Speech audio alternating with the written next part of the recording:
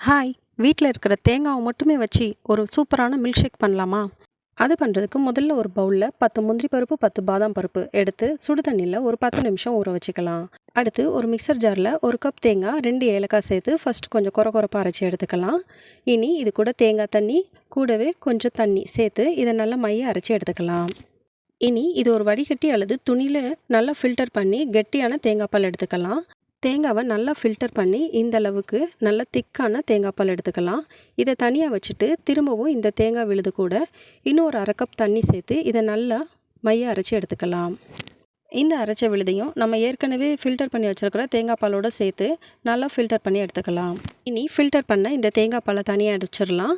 இனி நம்ம ஏற்கனவே ஊற வச்சுருந்த பாதாம் பருப்பு தோல் இந்த மாதிரி லேசாக அழுத்தம் கொடுக்கும்போது தனியாக பிரிஞ்சு வந்துடும். இதையும் நம்ம ஊற வச்சுருந்த முந்திரி பருப்பையும் சேர்த்து ஃபஸ்ட்டு மிக்சர் ஜாரில் கொரகொரப்பாக அரைச்சி எடுத்துக்கலாம்.